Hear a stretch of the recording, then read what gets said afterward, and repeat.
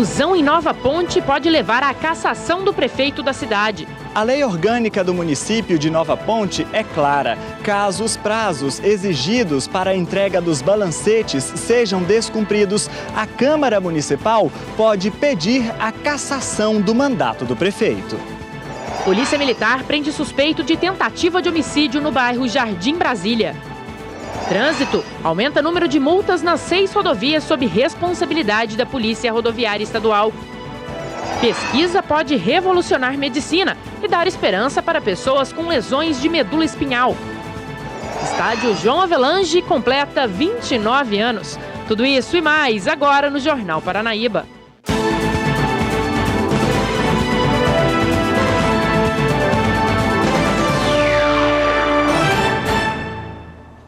Olá, boa noite. Agora 8 horas e 7 minutos. A Polícia Militar prendeu na tarde de hoje, no bairro Jardim Brasília, um homem suspeito de tentar matar um comerciante na mesma região. Rômulo Oliveira Costa, de 23 anos, foi detido quando chegava. Segundo os militares, o jovem estava em liberdade condicional e no momento da prisão estava com algumas pedras de crack. De acordo com os policiais, Rômulo teria tentado matar um comerciante na noite de ontem porque o homem impedia que ele vendesse drogas no comércio que fica no Jardim Brasília. O rapaz teria passado em uma moto e disparado 5 vezes contra o homem. Na data de ontem, o Rômulo Oliveira Costa, disputando ali um comércio para a venda de drogas, ele ameaçou o dono do comércio, tentando vender drogas no local. O rapaz não permitiu a venda da droga. Ele buscou uma arma e efetuou 5 disparos contra essa vítima, na data de ontem. E hoje a polícia mostra uma pronta resposta, prendendo o Rômulo. Denúncia: confusão entre Câmara e Prefeitura de Nova Ponte. Os balancetes mensais que deveriam ser enviados pelo Executivo ao Legislativo não estavam sendo nem mesmo feitos. Nossa equipe esteve na cidade e confirmou. Apenas os relatórios de fevereiro estavam disponíveis. Se a denúncia for confirmada, o prefeito pode ser até mesmo cassado. Menos de 50 metros separam a Câmara da Prefeitura de Nova Ponte. Mas essa distância parece longa demais quando o assunto é o envio de balancetes do Poder Executivo para o Legislativo. É o documento que mostra como o prefeito tem gastado o dinheiro do povo e é dever dos vereadores fazer a fiscalização. Mas este parlamentar diz que os documentos não têm sido entregues com frequência na casa. Os relatórios têm que ser mandados, venceu o dia 30, tem que ser mandado até o dia 20 do mês subsequente e não estava vindo. Eu procurei o Ministério Público e fiz a denúncia lá, porque nos artigos da lei orgânica fala em tem cassação do prefeito de Nova Ponte se não mandar os relatórios. Os balancetes são estes documentos. De acordo com a lei orgânica do município, é atribuição do prefeito enviar mensalmente à Câmara Municipal os balancetes até 20 dias após o mês vencido. Mas o último documento que encontramos é do mês de fevereiro. O presidente da casa parece que não estava sabendo disso. Eu estou vendo aqui, José dos Reis, a pasta de fevereiro. Esse foi o último relatório que a prefeitura enviou? Não, os outros também já estão aqui. Deve estar já sido ontem, que aqui não estava cabendo mais aqui. Este livro registra tudo o que é protocolado na Secretaria da Câmara. Os balancetes referentes aos meses de janeiro e fevereiro foram entregues no dia 19 de abril, com mais de 2 meses de atraso. Já os de março e abril, até agora, não chegaram. Despreparados, alguns vereadores desconheciam o problema. Relatório? Até o momento que eu sei está em dia. Cada um exerce suas funções, assim, essas partes a gente sempre não está, eu não estou bem assim, atualizado. E o senhor sabia também que esse atraso, de acordo com a lei orgânica do município, pode resultar inclusive na cassação do prefeito? Não, isso não sabia. Eu não sabia. Esse faz parte da lei orgânica, então o senhor não tem conhecimento da lei orgânica? Não, eu tenho sim. Só que eu não estava assim, acompanhando, assim, no caso. Eu sei que está atrasado. O prefeito também não sabia que os relatórios estavam atrasados, mesmo sendo competência dele entregar no prazo legal. Eu não tenho certeza, é a parte da contabilidade aqui, do controle interno meu, que faz essa entrega lá. Na dúvida, fomos ao setor de contabilidade da prefeitura verificar se os balancetes pelo menos haviam sido feitos. E na mesa principal do departamento, a comprovação. Apenas os relatórios de fevereiro, os mesmos que foram entregues à Câmara. Nesta outra sala, constatamos que os documentos referentes aos gastos do município estão arquivados e os relatórios realmente não foram feitos. A gente tem problema de rede, de xerox estragada, além de problema humano, né? Que é o setor de compra, tesouraria, notas, a gente tem que fazer muita coisa. Lembra do presidente da Câmara que havia confirmado a existência dos relatórios no arquivo da casa? Os outros também já estão aqui. Após um encontro com o prefeito, o discurso do presidente mudou. Que o prefeito tinha comunicado comigo através desse atraso que eu estava fazendo uma mudança na instalação aqui, sabe, na rede da prefeitura. A lei orgânica do município de Nova Ponte é clara. Caso os prazos exigidos para a entrega dos balancetes sejam descumpridos, a Câmara Municipal pode pedir a cassação do mandato do prefeito. O Poder Legislativo ele tem entre as suas funções típicas a função, ao lado da de legislar, a de fiscalizar o Executivo e os seus atos. Então, qualquer ato atentatório contra esse poder fiscalizatório do Poder Legislativo configura a improbidade administrativa do seu representante legal, no caso do prefeito municipal, e serão adotadas as medidas cabíveis caso se configure esse ato de improbidade. Com medo de punições, o prefeito apresentou um projeto de lei que altera exatamente a forma de envio dos balancetes à Câmara. A proposta do Executivo é enviar eletronicamente os papéis, fazendo com que os vereadores se dirijam à Prefeitura para ter acesso às informações originais. A proposta da emenda é que a gente possa continuar informando a Câmara, como a gente sempre tem informado, os balancetes, as despesas, toda a documentação da Prefeitura, através de meio eletrônico, através de um CD. Polêmico, o projeto de lei foi votado e aprovado em primeira discussão no plenário da Câmara. Foram 6 votos favoráveis, 1 contrário. O vereador é contra. E uma ausência justificada. Sim. Eu voto sim. O Ministério Público diz que vai investigar a legalidade da proposta. Para apurar se está se retirando poder fiscalizatório da Câmara de Vereadores do município e dos seus representantes legais, e caso isso esteja ocorrendo, serão tomadas as medidas cabíveis. E nós vamos acompanhar de perto esse caso.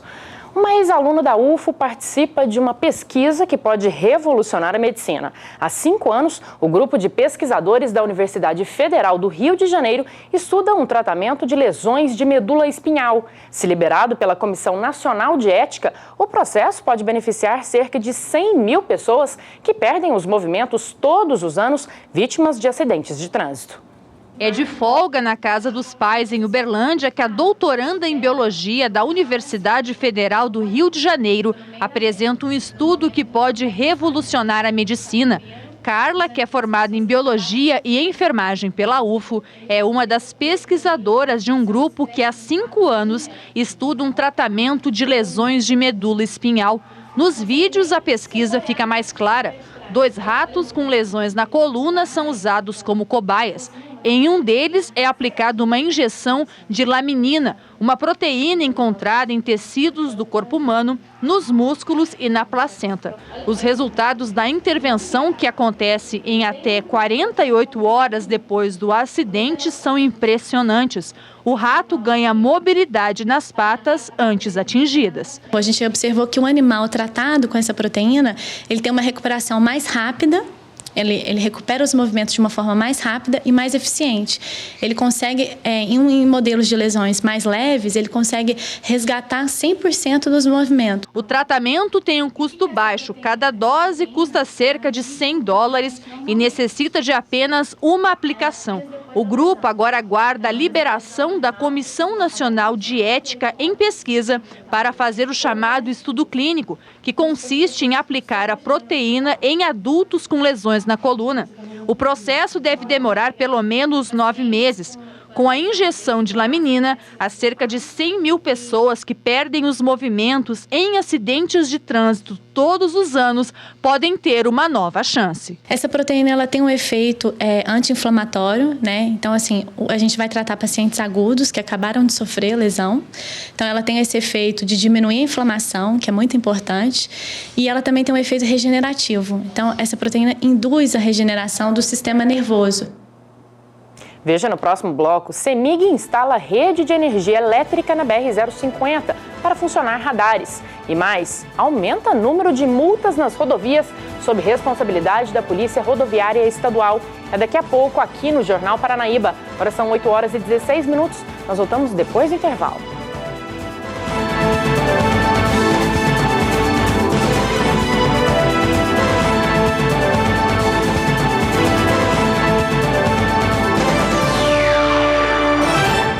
Empréstimo consignado em condições especiais. Ligue agora mesmo 0800 883 0900. Tô tão feliz, gente!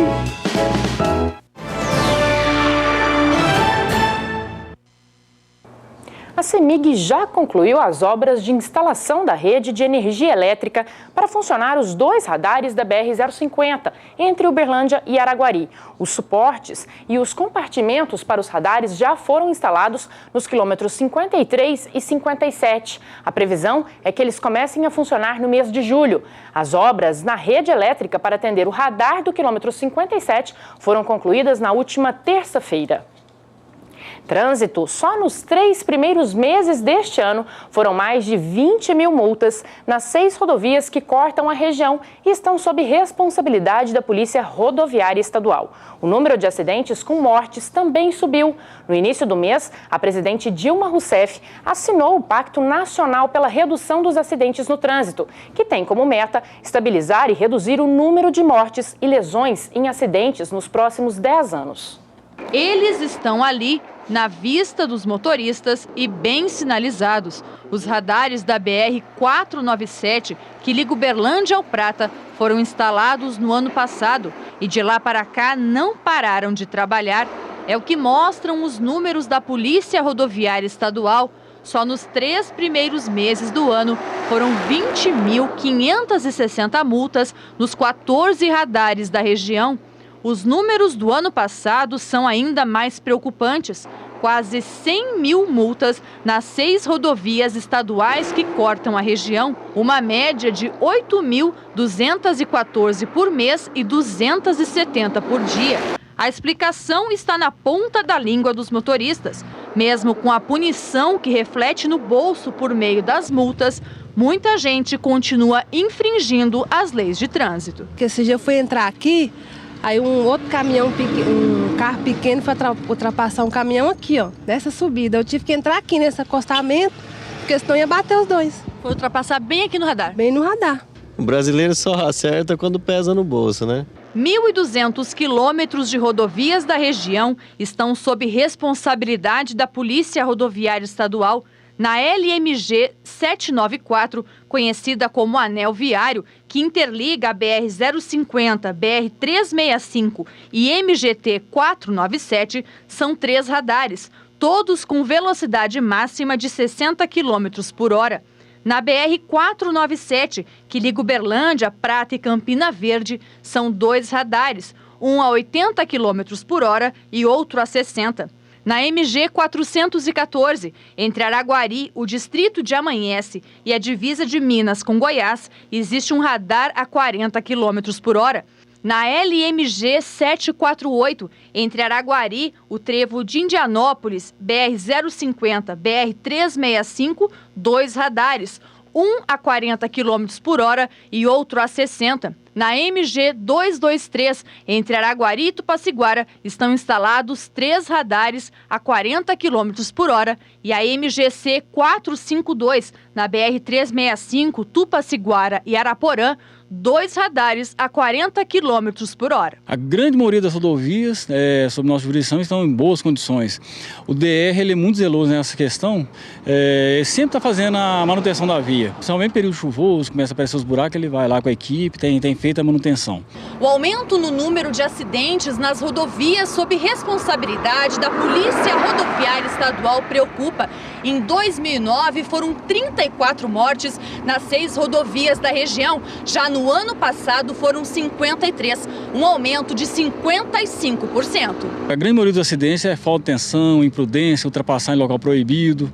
Então essas questões preocupam, uma vez que há campanhas tratando sobre a questão do trânsito seguro. O Pacto Nacional pela Redução dos Acidentes no Trânsito, assinado pela presidente Dilma Rousseff no início do mês, tem como meta estabilizar e reduzir o número de mortes e lesões em acidentes nos próximos 10 anos. O programa educativo é uma adesão ao Plano de Ação da Década de Segurança no Trânsito 2011-2020, lançado pela Organização Mundial de Saúde.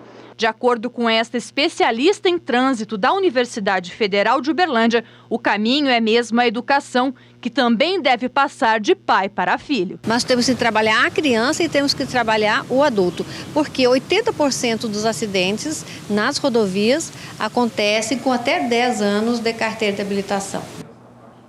Veja depois do intervalo, celebração no esporte. Estádio João Avelange comemora hoje 29 anos. E ainda a última reportagem da série Cidade em Ruínas.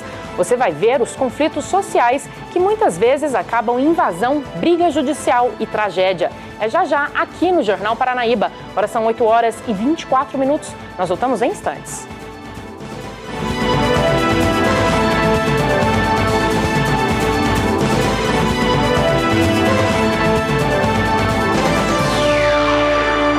Bovina 12,65, linguiça toscana Resende 5,98, carne suína pururuca 5,45, arroz Vasconcelos 7,35, fralda Pampers Total Comfort 39,90.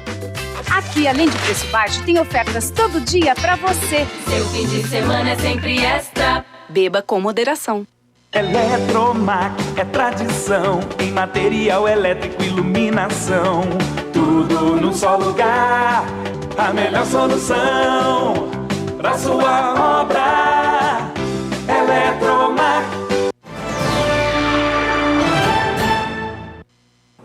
Amor, paixão e revolta marcam a história do maior estádio de futebol em funcionamento em Minas Gerais. Hoje, o João Avelange completa 29 anos. Vinícius Lemos. Nessas arquibancadas, lágrimas e alegria fizeram do amontoado de concreto e grama algo maior. Bem maior que os 200 mil metros quadrados que ele ocupa. Em 27 de maio de 1982, Brasil e Eire, neste gramado, fizeram a inauguração do estádio Parque do Sabiá. Falcão fez o primeiro gol e 80 mil testemunhas viram apenas a primeira história nesses 29 anos do gigante de Uberlândia. Aqui nós temos a lembrança de um gol que desqualificou o Uberlândia Esporte Clube num campeonato brasileiro em 84, logo depois de ter vencido a Copa CBF. Ele entrou nas oitavas de final do Brasileirão e foi eliminado aqui num jogo contra o Coritiba, com um gol marcado ali da linha média pelo Lela e do Alexandro, que está no Flamengo hoje, não é o Lela. Ele bateu dali, a bola subiu e caiu. Aquela bola que pega efeito, e pegou o Moacir 2 pés à frente, porque ele já saiu para esboçar a defesa, esperando o arremate que viesse a uma altura que pudesse ser alcançada a bola, mas ela passou por ele e caiu lá no canto esquerdo. O torcedor não se esquece disso e há os mais maldosos que dizem que o Moacir falhou. Para mim, não. Opinião forte de quem tem verdadeira paixão pelo templo do futebol em Uberlândia. E que também soube rir dos bons casos que aconteceram aqui. Um dos grandes momentos do estádio foi a semifinal da Copa América de 1983, disputada entre Brasil e Paraguai aqui em Uberlândia. O jogo, que começou no gramado, acabou mesmo terminando aqui, nos vestiários do estádio João Avelange. Por que, Odivaldo, terminou aqui no vestiário? O jogo não deu certo no gramado? Não deu, é que era o segundo empate das duas equipes. Empataram lá, empataram aqui, e o regulamento determinava então um sorteio. Aí a direção, a confederação, certamente resolveu fazê-lo assim mais sigilosamente e vieram se reunir aqui nos bastidores do estádio, nos vestiários. Aí alguém anunciou posteriormente que tinha dado Brasil no sorteio. Mas como sempre tem os contadores de história, né, houve quem dissesse, olha, alguém olhou lá e gritou logo Brasil e a coisa se espalhou. Quer dizer, ganharam no grito? Eu não acredito nisso, né? Da poeirenta foto avermelhada que registra a construção de 850 mil cruzeiros ainda na década de 80, ao gramado verde macio, que sempre recebeu com carinho quem bateu bola por aqui. A arena, construída a pedido do então prefeito Virgílio Galassi no fim da década de 70, continua próspera, ainda que a polêmica seja uma sombra sobre o estádio. O estádio João Avelange, o Parque do Sabiá, como ele é conhecido popularmente, já foi chamado muitas vezes de elefante branco, uma vez com uma estrutura tão grandiosa como essa, nem sempre teria sido utilizado da maneira adequada. Agora, Carrijo, hoje você está à frente da Futel, é possível ainda chamar esse estádio de elefante branco? Um estádio que já foi apelidado como elefante branco, hoje é cobiçado para grandes equipes. Nós tivemos junto à CBF, Federação Mineira, de acordo com a determinação do prefeito, para que possamos oferecer esse estádio para o Brasil e para o mundo. Já temos aí algumas notícias, algumas sondagens de equipes grandes que já confirmaram para jogar aqui no estádio João Avelange em 2011, como aconteceu em 2010. 29 anos, quase um trintão, uma história de amor e ódio. Uma história que faz parte há quase 3 décadas da história uberlandense.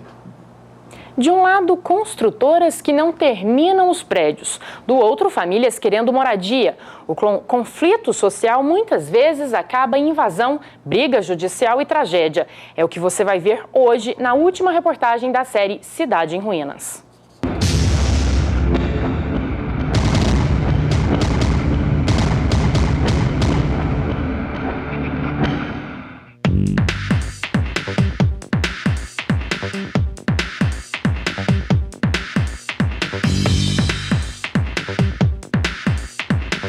Eles estão em meio ao crescimento acelerado da cidade e destoam do cenário. Não se encaixam no município, que é sinônimo de desenvolvimento. Em Uberlândia, a Justiça já recebeu 92 notificações de vizinhos dos prédios abandonados por causa do lixo, do entulho e principalmente de pessoas que utilizam o local para o tráfico de drogas. Para nós agirmos, é necessário que haja a denúncia da parte. A pessoa tem que reclamar na promotoria de justiça dizendo que está sendo perturbada ou ameaçada ou o sossego não está tranquilo. Se a questão não é resolvida, pode acabar numa dor de cabeça ainda maior. Foi o que aconteceu há quase 3 anos. Várias pessoas invadiram esses prédios inacabados no bairro Tubalina, da construtora CCO. Foi uma verdadeira queda de braço com as autoridades. De um lado, um grupo reivindicando moradia. De outro, os donos requerendo a posse dos imóveis. Situação antiga, quando o assunto são obras inacabadas. Estamos reivindicando o direito de moradia. 38% dos moradores de Uberlândia, de quase 700 mil habitantes, são sem teto. Não tem coragem de reivindicar o seu direito como esses estão fazendo.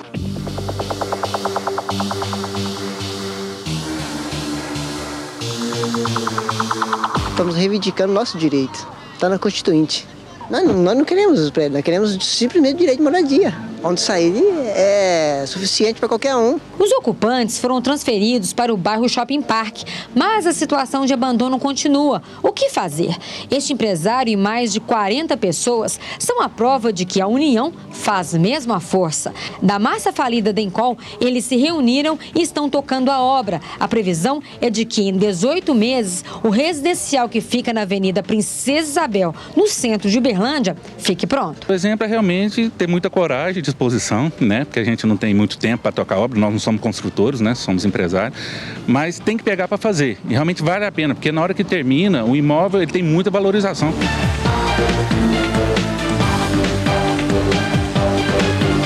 A Constituição garante que todos nós tenhamos propriedade. A Constituição diz que a propriedade é um direito livre meu, porém a propriedade tem que ter uma finalidade social. moradia, comércio, né? Ou um terreno bem fechado, bem arrumado, uma coisa minha. O jeito que está em Uberlândia é uma pouca vergonha. Essa especulação imobiliária está tornando Uberlândia uma terra de ninguém. Ou seja, você passa no centro da cidade e tem terrenos baldios, tem casas vazias. E a população mais humilde, os desvalidos, os desprotegidos, entram. Aí vem as reclamações para o Ministério Público. Agora, o que nos dói, que a reclamação que vem para o Ministério Público, olha que maldade, é para tirar o coitado que está lá. Não é para notificar o proprietário do terreno para fechar.